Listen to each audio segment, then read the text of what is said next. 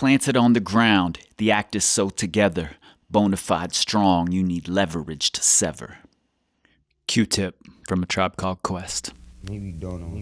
This time, this time, this time, this time, this time to build, this time to build, this time to build, this time to build, this time to build, this time to build, this time power, this time to build power, this time to build power, this time to build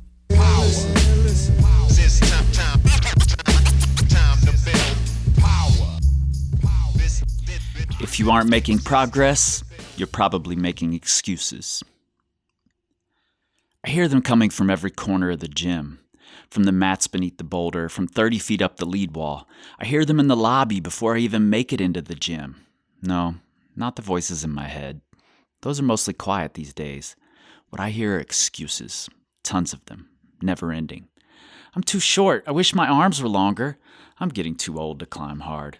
I climb trad, and that's harder anyway. 5'8 trad is at least as hard as 5'11 sport. My schedule's just too crazy to have time to get stronger. I climb for love. Training would kill that. Blah, blah, blah. Lynn Hill's 5'1". Lee Sheftelson is first 5'14" at the young age of 59. 5'8 is only as hard as 5'8", hence the number similarity. I work 40-plus hours a week, now running my own business, have a daughter who's now having a daughter, built my own home gym, train hard, do house projects with my wife, who also asked for some time, still find time to help cook dinner nearly every night, and oh, would you look at that? I've made progress every season. Please, tell me more of your excuses. Fact is, we can all look a little deeper and find a few excuses that we're holding on to, and those excuses might just be holding us back. My half crimp game is strong. My full crimp, not so much. For years, I've been able to comfortably half crimp the grips that most people need to knuckle down on. I consider it a super strength. Recently, I discovered a hold that I absolutely cannot half crimp. Everyone else at the boulder that day owned it, in a full crimp. I couldn't use it at all. In this case, my super strength became a blinder, an excuse not to improve a glaring weakness. Have there been other times I could have done a move if I'd had access to a stronger full crimp? Positions I don't intuit because I had a hard time closing my hand on a small edge? I can't know for sure, but I know I'll have the full crimp in the arsenal next time around. Even if you are making progress, look deep. Is there something you avoid, a hold type, an angle, a specific type of move, anything? When people suggest you try that thing, what do you say? Are you making excuses?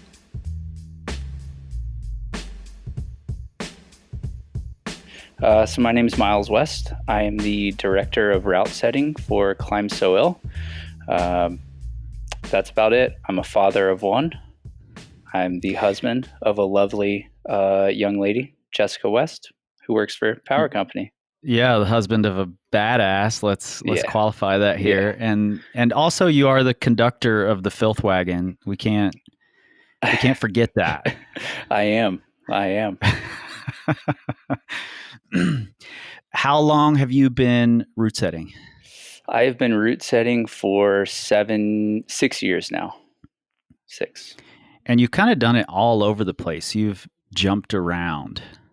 Yeah, for sure. I think that there's the focus for me has always been to acquire knowledge, and that has fueled this kind of gypsy lifestyle, I guess, a little bit, where I'm basically, I've moved to a place, attempted to soak up as much information as possible, and then move on from there. So I started in Florida, moved up to St. Louis to set at Climb So Ill. From St. Louis, I moved to Houston to set for Momentum in Houston. From there, moved on to Chattanooga. I was the head setter for the 3 High Point gyms in Chattanooga, and now I am back at Climb So Ill in St. Louis. Yeah. Are you happy to be back in St. Louis? Love it, man. I love it. Good crew up there. Yeah, the family. They're just so invested in what's going on and trying to modernize and attempting to kind of always change things up. I mean, you've seen the place. Anyone who knows what Climb So Ill is doing, everything from facility to the route setting. I mean, they focus on all of it, which is cool. Very few gym owners are concerned about what trash cans are in the bathroom. Yeah, totally. It's the Totally. details, man. It's The details, exactly. So when, Jess asked me, do you think one of these would be good for Miles to talk about? And when I was flipping through and I read the first few sentences of this essay, I was like, oh, this probably goes better for a route setter than it does for me as a coach, even because you're in the gym watching people on these things that you created. And I'm sure you're hearing constant excuses, I'm too short, this is too reachy, this is too powerful, whatever. All these excuses that we all are constantly throwing out there. For sure. Yeah. And I think that's natural to an extent. Sometimes it's valid. But like your book kind of alludes to, a lot of it is just excuses. And I do spend a lot of time in the gym. I think as a route setter, sure, functionally you need to be able to put holds on the wall, but in reality, what we're doing is observing and calculating. It's our job to know what people are capable of. Yeah. And a lot of times it's kind of unfortunate because I do see people check out and just decide I'm not capable of that. And that's frustrating for me because I know they are. There are just a lot of things that kind of cloud that. Do you ever feel like you have to dumb down your setting to help people along, or does that happen naturally by setting easier grades? What's your thought process there? So I think within a difficulty range, we have conversations about, is this too, is the complexity too high? Are we asking too much of a V3 climber, whether that be, strength wise or their ability to read a route, and adapt to changes. So within the grade itself, we're having those conversations.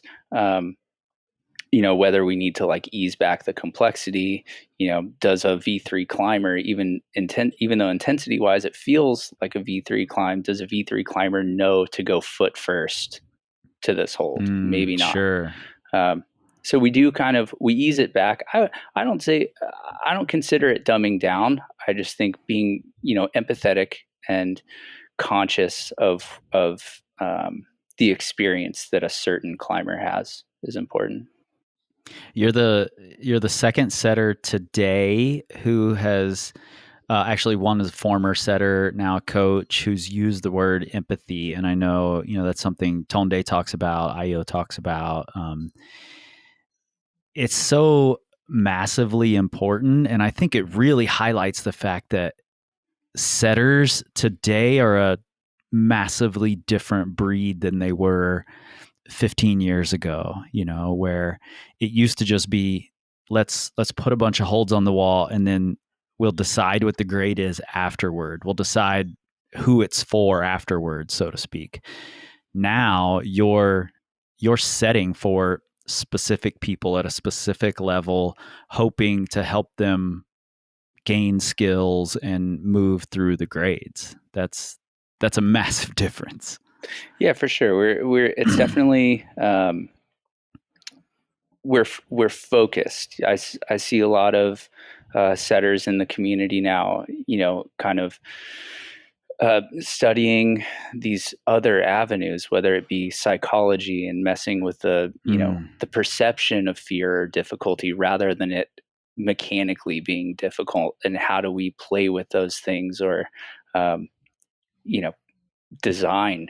We're attempting to mix all of these things, and I think as the industry grows, route setting matures in that way. So we're just trying to do our best, But empathy is, without a doubt, I think, the single most important focus for a route setter. Wow, it's really exciting to hear more and more setters talking this way. I'm a a supporter of setters as much as I can be. But there is one area I've been kind of critical of commercial gyms, and I'm curious to get your take on it in regards to this essay. And that's that, with the regular turnover in a commercial gym, it's really easy for people to get trapped in this cycle of always climbing the same grade, and not trying to progress, because climbing the new set is fucking fun, right? And that really there's so much you can continue gaining by working out these complex puzzles on the new set, and that may not be pushing you forward the way that you need. So a lot of it is up to the climber. I don't think necessarily that the climbing gyms aren't giving climbers the tools, but a lot of climbers aren't seeing them readily. Thoughts on that? I'm curious of your take. You put so much of your brain power into setting. So Yeah, for sure. I think that that's an accurate assessment, first of all. I agree with you, and the things that I've been focused on to try to combat that are shifting away from hard grades. I personally think that like a circuit type system seems to work better. It encourages this kind of exploration and discovery, because you're not in your brain about what grade this is. So you have a little bit, open a little bit more for interpretation, or for the user's interpretation. So I think that's important. Community wise, I think that plays a big role. Like if you have some experienced climbers in there who are dedicated to projecting and circling back, and that can definitely cultivate this thing. So I think that's super important. Also, I kind of touched on the design thing. I really think that plays a role. If you build these climbs that are super interesting to look at and kind of excite people in other ways other than just functional climbing, that's my way of attempting to sort of bait them to come back. They still have to walk past this giant thing on the wall. And even if they've done it 20 times, like if you did your job as a route setter, if it's fair and equitable and fun and it looks super cool, at least they're going to pass by it again while they're warming up. And that's all that you can hope for. But I think a lot of it is just personality. It comes down to climbers. I hadn't thought about how the aesthetics of a boulder in the gym can contribute so much to the repeatability of it. If it's in a prominent place and it looks very cool, I see a lot of your photos that I'm like, fuck, I want to go climb that, Thanks, I don't have the slightest idea how hard it is. That's not what matters. It just looks like those are features I want to climb on. That looks really fun to do. And if I were in the gym, it's something, if I were capable of, I would probably want to go climb every single time in the gym, Yeah. And I think that it comes off. Sorry, let me think about this. I think that a lot of people will view this as just strictly a conversation about indoor climbing.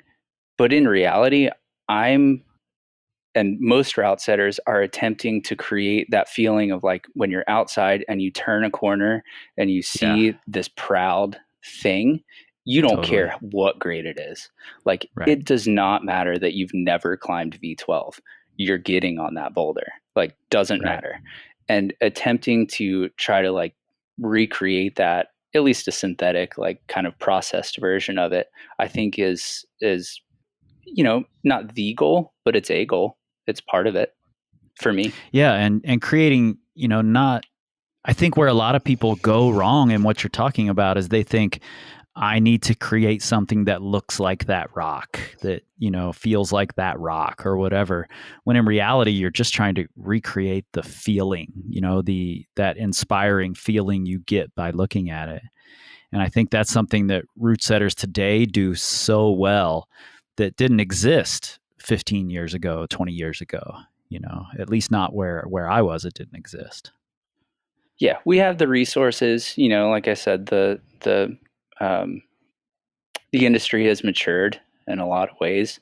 We have the time and the community is into that. So I think it's a natural progression. I don't think it's that, years ago they were doing it wrong. I just think that Right. it's evolved. Yeah, totally. Something you said a few minutes ago kind of led me on this line of thinking when you talked about moving from, setting just harder and harder boulders to setting a circuit style. And it immediately occurred to me, for some reason, how fun it would be to say, oh, I can climb all of the yellows every set or whatever. Now I want to start seeing how many of the greens I can climb, or how many of the reds I can climb, or whatever the circuit is. That's a really great way to measure progression. If the setters are good and are creating this variety within the circuit, which is the whole idea behind a circuit, I think, then the climbers who are trying to, I want to climb more of this specific circuit, are building their skill sets and finding ways to progress within those gym, the commercial setting environment. Yeah, I think that my personal opinion is that it leads to circuit systems, if done properly, lead to much more well-rounded climbers, which even personally for me is always the focus. I don't want to be good at one thing. I want to be pretty good at everything. And the circuit system allows for that, like I said, if we do it properly, there's a decent spread of different styles within that circuit. The language changes a little bit. Like you said, they're no longer talking about V4 or V5. They're talking about red tags or yellow tags or whatever. So the language changes, but ultimately, it's a simpler and I think more efficient system to kind of group these things together, and it allows for more of your personal climbing style to come out, and you feel better about yourself when you're climbing within this range rather than just this hard arbitrary grade. Yeah, and I really like having a boulder that then has a relationship to other boulders, and it feels more like a relationship when it's built as a circuit, as opposed to just, oh, I want to go do all the V4s in the gym. These feel like, because it's set up as a circuit style, it feels like these all have some particular relationship, and it makes it harder to avoid your weaknesses. It's almost like, oh, these are a group. I need to do this whole group, and this one is hard for me, but I still have to do it. Yeah. And whether it be grades or something like the circuit system, I think most gyms, most setting programs now are kind of doing this thing where we're leaving crumbs. So let's say yellow circuit is your easiest circuit, and then the next is orange. If I want you to break into orange, I'm sprinkling little crumbs of all the tools you need in the yellow circuit. Right. Just like a college professor is foreshadowing and telling you, hey, pay attention to this, highlight this, this is a thing for a reason. I'm going to ask you this question later. We're doing the same thing. I'm, not necessarily forcing the toe hook, but I'm giving you the option to toe hook right now, because in a week, I'm going to make you toe hook. Wow. I love this concept. These conversations are short and focused on these essays, but I really want to have, and next time I'm in the same city as you, I will have a longer conversation with you about leaving crumbs, because I think that's such a powerful concept, and something I wish existed more when I was coming up in the gym.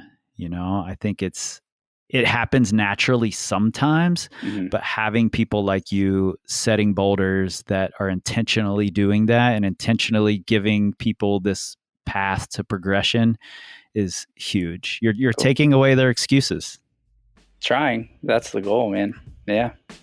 Yeah. I love it. Well, Miles, thanks a ton for taking the time to do this, man. This has been like this strange celebration tour for me, talking to different people about how, what the meaning of these chapters are for them. So yeah, man, I really appreciate it.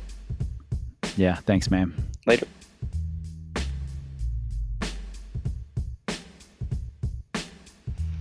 Tomorrow, climb better faster, the magic bullet. We don't tweet, we scream like eagles. This time, this time, this time, this time, this time, this time, this time, this time, this time, this time, power, this time to build power, this time to build power, this time to build power.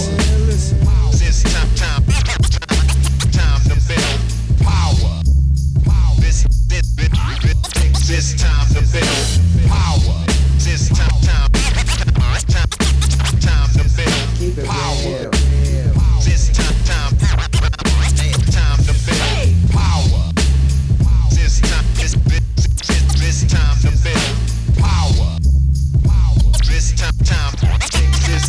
build. This time to build. This time to build. This time to build. This time to build. This time to build. This time to build.